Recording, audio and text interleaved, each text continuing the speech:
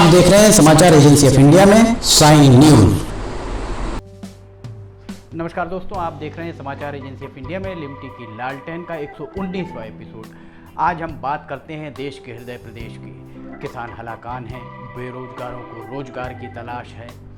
रोजगार की तलाश में बेरोजगार हाक छानते फिर रहे हैं। शिक्षा का स्तर बहुत निम्न स्तर पर पहुंच गया है। स्वास्थ्य सुविधाएं आईसीसीयू में या वेंटिलेटर पर हैं, तो ये अतिशयोक्ति नहीं होगी। मध्य प्रदेश की ये हालत है। उद्योग जगत की सांसें फूलती जा रही और न जाने क्या क्या चल रहा है मध्य प्रदेश में। इसकी चिंता करने की बजाय मध्य प्रदेश की सरकारों के द्वारा क्या किया जा रहा है, ये किसी से छिपा नहीं है। जिलों में प्रशासनिक मुखिया कलेक्टर का पदनाम बदलने की कवायद की गई। इसके लिए एक समिति का गठन भी किया गया कांग्रेस सरकार के द्वारा। सरकार बदली, शिवराज सिंह चौहान के नेतृत्व में भारतीय जनता पार्टी की सरकार आई। भारतीय जनता पार्टी की सरकार आने के बाद इस समिति को भंग कर दिया गया। देखा जाए तो ये जिला कलेक्टर का पदनाम बदलने की कवायद अनावश्यक ही मानी जा सकती थी। जिलों में कलेक्टर शब्द आम जनता के दिलो दिमाग पर पूरी तरह रच बस चुका है। इसका केवल नाम बदलने से क्या होगा, ये एक बहुत विचारणीय प्रश्न है। याद पड़ता है जब हम छोटे हुआ करते थे, तब हमारे पिता स्वर्गीय शंभूदयाल खरे जी द्वितीय श्रेणी राजपत्रित अधिकारी, जिला मलय अधिकारी के रूप में सिवनी में पदस्थ थे। वे उनके कार्यालय के तृतीय और चतुर्थ वर्ग के कर्मचारी, बहुत सारे, चूँकि कार्यालय और निवास पास था, इसलिए वे हम लोगों से भी बहुत चर्चाएं किया करते थे, बातचीत किया करते थे। बातचीत के दौरान भी हमारे अग्रज को कहा करते थे कि आप आगे जाके कलेक्टर बनोगे। कलेक्टर एक बड़ा शब्द हमारे दिमाग में बचपन से जहन में रचा बसा दिया गया था। वे कहा करते थे, कर्मचारी कहा करते थे कि कलेक्टर जिले का मालिक होता है। तब तो हम इस बात को बहुत ज़्यादा समझ नहीं पाए, पर जैसे ही हम बालिग हुए और थोड़ी सोच समझ बढ़ी, उसके बाद हमको कलेक्टर के रुतबे और रुआब से जब रूबरू हुए, तो फिर हमें समझ में आया कि कलेक्टर को हर कोई सलाम इसलिए यूं ही नहीं करता। आज़ाद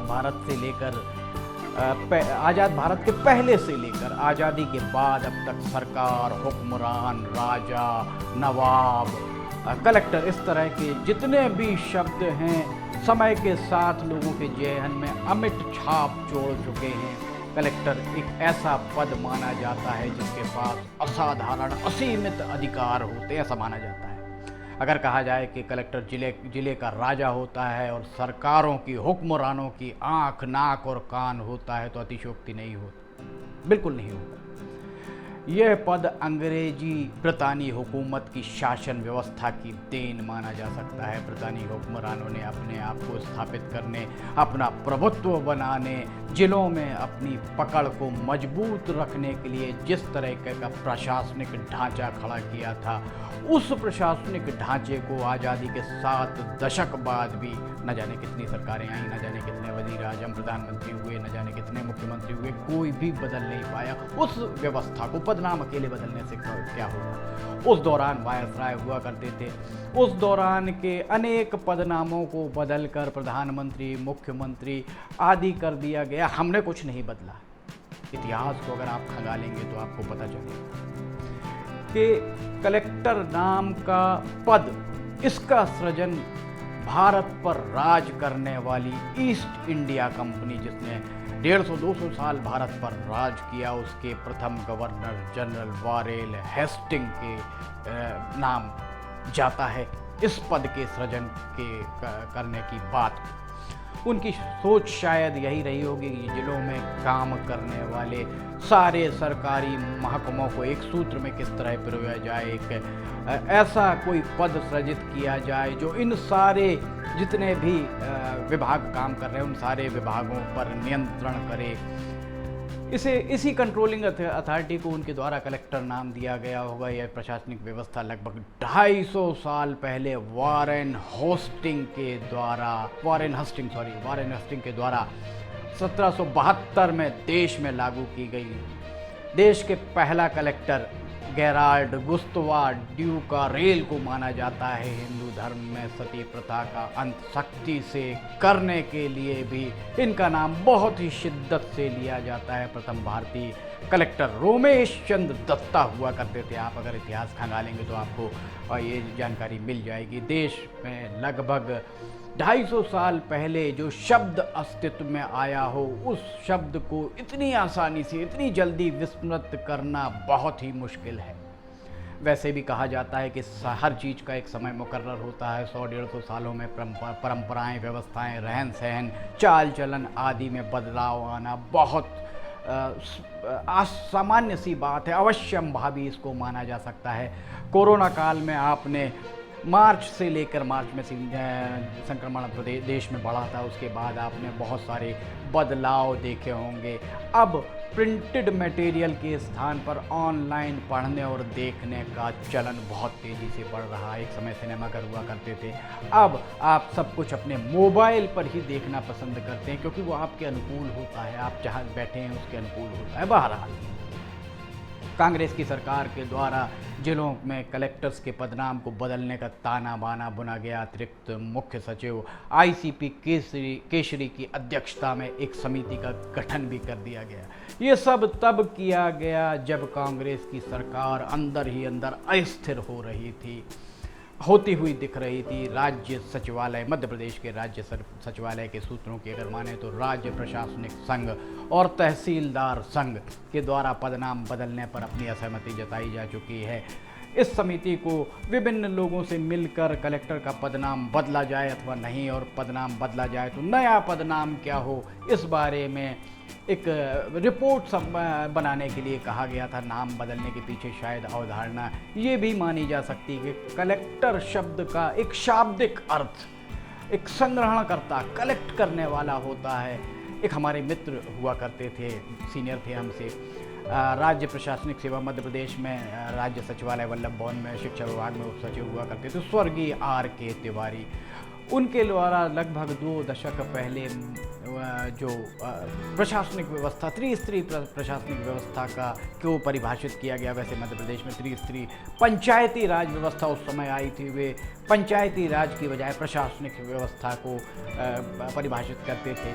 वे सबसे पहले इस व्यवस्था का अंग सचिवालय को मानते थे। सचिवालय अथवा अर्थात सेक्रेटरीट को वो सीक्रेट रेट नाम दिया करते थे, परिभाषित किया करते थे। वे कहते थे सचिवालय में अगर कोई काम कराना है तो उसका रेट बड़ा सीक्रेट हो सकता है आपका काम मुफ्त में हो जाए, हो सकता है लाखों लग जाएं, रेट सीक्रेट हो। उसके बाद प्रशासनिक व्यवस्था का दूसरा स्वरूप वे संचालनालय, जिसे अंग्रेजी में डायरेक्टरेट कहा जाता था, डायरेक्टरेट को कहते थे। वे कहा करते थे कि डायरेक्टरेट अर्थात संचालनालय में रेट फिक्स 1.5% लगेगा, मतलब 1.5% लगेगा, 1.5% से 1.25% नहीं होगा, 2.25% नहीं होगा।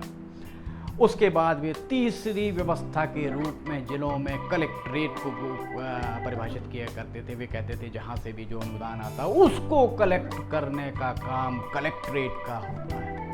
ये सारी चीज़ें तो हास परिहास का मसला रही हैं, पर सरकार को अगर बदलना ही था तो पदनाम बदलने के बजाय कलेक्टर्स को जवाबदेह बनाने की कवायद की जाती। हर जिले में कलेक्टर्स क्या कर रहे हैं, उनकी प्रशासनिक क्षमताएं कितनी हैं, वे जिले के दीगर विभागों के आला अधिकारियों से किस तरह काम ले पा रहे हैं, वे उनके द्वारा जो दिशा निर्देश दिए जा रहे हैं। आज अगर आप अखबार उठा कर देख लें या चैनल्स में देख लें तो आपको समय सीमा की बैठक, ये बैठक, वो बैठक, न जाने कितनी बैठकें होती हैं।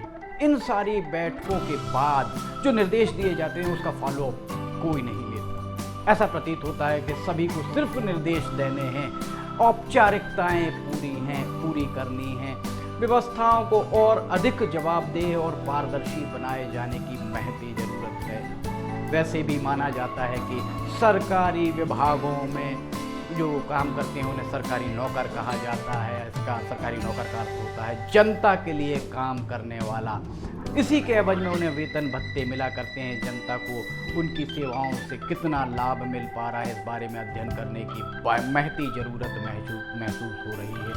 वैसे भी हर जिलों में कलेक्टर्स को नवाचार करने की बात कही जाती है, प्रेरित किया जाता है, पर जिलाधिकारी जो भी नवाचार करते हैं उनके साल 2 साल 1.5 साल 2.5 साल 3 साल में स्थानांतरण के उपरांत उनके द्वारा किया गया नवाचार, उनके जो दूसरा अधिकारी आता, सक्सेसर आता है, उसके द्वारा उसे विसार दिया जाता है। इस तरह जो नवाचार होता है वो दरकिनार कर दिया जाता है। अगर ऐसा होता है, वास्तव में ऐसा होता है, तो इस तरीके के नवाचार असफल ही माने जा सकते हैं। इसके लिए एक गाइडलाइन बनाने की जरूरत है। जिलाधिकारी का पदनाम बदलने अकेले से क्या होगा, उनकी कार्यप्रणाली अगर बदली जाती, पहले अगर आप देखते तो कलेक्टर्स भी भेष बदल कर भ्रष्टाचार हो रहा है, नहीं हो रहा है, व्यवस्थाएं कैसी हैं, ये सब देखा करते थे। दशकों बीत गए, अब इस तरीके की बातें देखने सुनने को नहीं मिलती, ना महसूस की जाती हैं। कहा जाता है कि किसी ओहदे की ताकत उसका रौब और अधिकारों में निहित होती, ना कि उसके पदनाम में। अगर चमेली के फूल का नाम बदल दिया जाए तो उसकी खुशबू गुलाब की हो जाएगी, जाहिर नहीं। इसलिए सूरत के साथ सीरत बदलना भी बहुत ज़रूरी है। कोरोना काल चल रहा है, आप घर पर रहें, घरों से ना निकलें। अगर घर से निकलते हैं तो मास्क का उपयोग करें, सैनिटाइज़र का उपयोग करें। जब भी समय मिले आप हाथ को कम से कम 20 सेकंड तक अच्छे से रगड़ कर धोएं। प्रशासन शासन के द्वारा दिए गए दिशा निर्देश गाइडलाइंस का पालन कड़ाई से करें। आप सुरक्षित रहें, दूसरों को भी सुरक्षित रखें। कोरोना कोविड-19 का काल बीत जाएगा, कोरोना काल बीत जाएगा। अगर आपको लिमटी की लालटेन पसंद आ रही हो, समाचार एजेंसी ऑफ इंडिया और साइन न्यूज़ के अन्य वीडियोस, मौसम के अपडेट, इसके साथ में ऑडियो बुलेटिन्स पसंद आ रहे हो तो आप इन्हें लाइक और शेयर ज़रूर करें। सब्सक्राइब करना ना भूलें। सब्सक्राइब आपको कैसे करना है ये हर वीडियो के अंत में बताया जाता है। लिमटी की लालटेन का 119वां एपिसोड लेकर हम जल्द हाजिर होंगे। फिलहाल आपसे इजाज़त लेते हैं, नमस्कार। आइए हम आपको आज बताते हैं कि किस तरह से आपको लिमटी की लालटेन समाचार एजेंसी इंडिया या साइन न्यूज़ को सब्सक्राइब करना है। आपके पास यूट्यूब होगा, आप यूट्यूब खोलिए।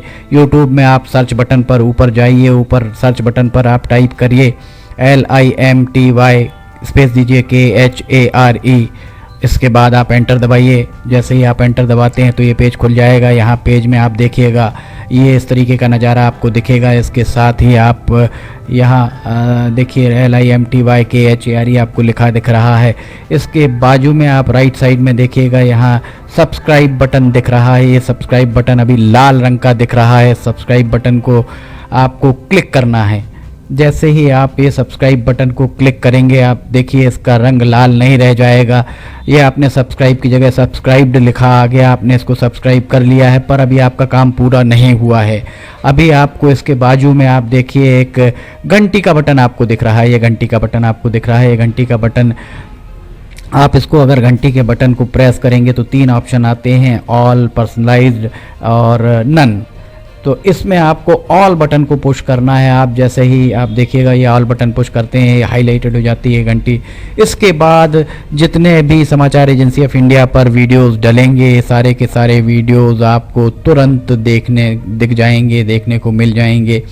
ये हम आपको जो दिखा रहे हैं किस तरीके से आपको समाचार एजेंसी ऑफ इंडिया को की चैनल को सब्सक्राइब करना है। ये पर्सनलाइज्ड और उसके बाद सब्सक्राइब बटन दबाइए, लाल के बाद वो लाल रंग नहीं रह जाएगा। उसके बाद आप कर दीजिए घंटी का बटन और घंटी का बटन पुश करके ऑल कर दीजिएगा। अब अगर आप लिमटी खरे पे जाके उसको पुश करते हैं तो आप देखिएगा यहाँ पर होम, वीडियोस, चैनल, सब कुछ आपको दिखे। ये वीडियोस अगर आप देखेंगे तो जितने भी नए पुराने वीडियोस हैं वो सारे के सारे वीडियो आपको देखने को मिल जाएंगे।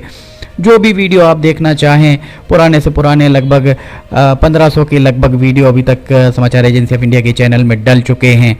अगर आप कोई पुराना वीडियो देखना चाहते हैं तो आप पुराना वीडियो भी देख सकते हैं। और फिलहाल के जो वीडियोस हैं वो आपको, अगर आप ऊपर देखेंगे तो ऊपर आपको नए वीडियोस देखने को मिल जाएंगे। जैसे उदाहरण के लिए आप अगर मान लीजिए आपको ये देखना है, कोई भी वीडियो जो आपको देखना है हम आपको दिखाते हैं। एक आपको उदाहरण, जैसे बैरूत में ये देखिए यहाँ पर धमाके हुए थे, तो बेरूत के धमाकों को अगर आपको देखना है तो आप उस पर जैसे ही क्लिक करते हैं तो ये देखिए ये खुलेगा, इसके बाद ऐड दिखेगा। ऐड को अगर आप देखिए, विज्ञापन आपको दिखते हैं, इन विज्ञापनों को अगर आपको नहीं देखना है तो स्किप ऐड जैसे ही आए तो आप स्किप ऐड कर दीजिए, और उसके बाद फिर वापस जाना है तो ये लिमटी खरीफ को आप क्लिक करेंगे तो फिर वापस चले जाएंगे। इसमें अगर हम आपको दिखाते हैं अब प्लेलिस्ट, अगर आप देखते हैं तो प्लेलिस्ट में sign news, video news, cartoons, audio news, लिमटी की लालटेन, स्पेशल रिपोर्ट्स, सिटीजन रिपोर्टिंग, सब कुछ आपको इसके अंदर मिलता है। एक ही चैनल के अंदर सारी चीज़ें, सारी विशेषताएं इसके अंदर आपको मिलती हैं। होम में जाएंगे तो आपको नए 4-5 वीडियोज़ में जाएंगे तो पुराने सारे वीडियोज़ मिल जाएंगे। इस तरह आप समाचार एजेंसी ऑफ इंडिया के चैनल को सब्सक्राइब कर सकते हैं। आपका बहुत बहुत धन्यवाद। आप भी करिए, सभी को कराइए।